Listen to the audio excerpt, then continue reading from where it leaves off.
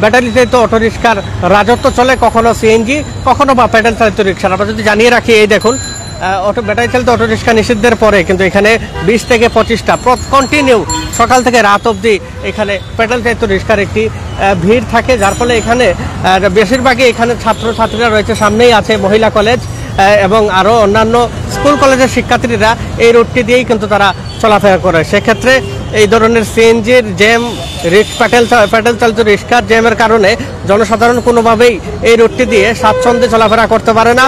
আমরা যারা সংবাদকর্মী আছি, আমাদের দৃষ্টি আকর্ষণ করে প্রতিনিয়ত এখানকার জনসাধারণ, এবং তারা বলেন আসলে এই যে পরিস্থিতিটি আপনারা নতুন যে জেলা প্রশাসক রয়েছে তার সুদৃষ্টি আনার জন্য। আসলে আমরা সকলে জানি জেলা প্রশাসক ইতিমধ্যে কঠোর অভিযানের আসলে কথা জানিয়েছেন। তিনি বলেছেন সিলেটের যে সকল বৈধ সিএনজি স্ট্যান্ড রয়েছে সেটির ব্যতীত অন্য কোথাও অবৈধভাবে কোনো সিএনজি কোনোভাবে রাখা যাবে না, এমনটি জানানো হয়েছিল। কিন্তু এরপর আমরা দেখছি দিনের পর দিন সিলেটের এই 74টা পয়েন্ট থেকে সিএনজি চালক যারা আছেন তারা এখান থেকে টুকর বাজার, উসমানী মেডিকেল সহ বিভিন্ন জায়গার টিপ কিন্তু এই রুটটি থেকে নিচ্ছে। আমার প্রিয় সিলেটের আইডি থেকে আমার এক ভাই অনেকগুলো কমেন্ট করেছেন, প্লিজ আম্বরখানার কথা কৌকা। জি ভাই, আম্বরখানার কথা প্রতিনিয়ত তুলে ধরছি। আমরা জানি যে সিসিকে পক্ষ থেকে বর্তমানে যে রাস্তার যে সংস্কার কার্যক্রম সেটি আস্তে আস্তে হয়তো চালু হবে। সিলেটের নতুন যিনি জেলা প্রশাসক তিনি কিন্তু জানিয়েছেন যে সাদা পাথরের যে অবশিষ্ট যে সকল পাথরগুলো কার্যকর,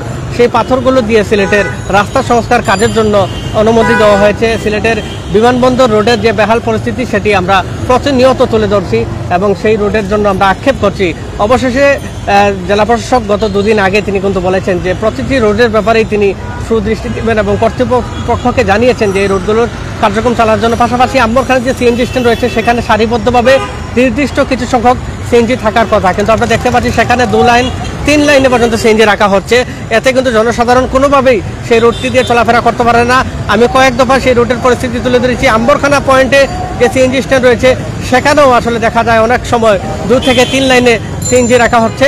অর্থাৎ আমি যদি জানিয়ে রাখি আপনাদেরকে, সিলেটের কোনো বৈধ সিএনজি স্ট্যান্ডে সুশৃঙ্খলভাবে সিএনজি রাখা হয় না। তাই কর্তৃপক্ষ যারা আছেন আপনাদের কাছে আমরা রিকোয়েস্ট করবো, আপনারা সশরীরে এসে কিছুক্ষণ সেখানে নীরবে আপনারা যদি পর্যবেক্ষণ করতে পারেন তাহলেই দেখতে পারবেন এই যে সকল বৈধ সিএনজি স্ট্যান্ডগুলো রয়েছে তারা কতটা বিশৃঙ্খলভাবে রাস্তায় সিএনজি রাখে। অর্থাৎ সিলেট সিসিকের প্রধান গেটের সম্মুখে কি পরিমাণ সিএনজির জ্যাম বিড়ম্বনা সেটি আপনারা সকলেই দেখেন।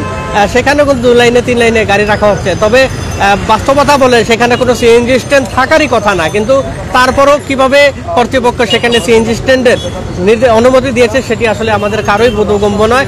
আমরা চাইবো যে এই সিএনজি অবৈধ স্ট্যান্ডগুলোর ব্যাপারে কর্তৃপক্ষ অচিরেই সুদৃষ্টি দিবেন এবং নগরবাসী যেন স্বাচ্ছন্দ্যে এই এলাকাগুলোয় চলতে পারে সে ব্যাপারে আমরা সকলের কাছে রিকোয়েস্ট করবো। আমি যদি দেখাই এই মুহূর্তে আস্তে আস্তে সিলেটের 74টা পয়েন্টের অর্থাৎ মহিলা কলেজের সম্মুখ থেকে একটু সামনে এগিয়ে এখানে সারিবদ্ধভাবে অনেকগুলো সিএনজি রাখা হয়। দেখুন তিনি এসেই কিন্তু এখানে সিএনজিটি পার্কিং করবে।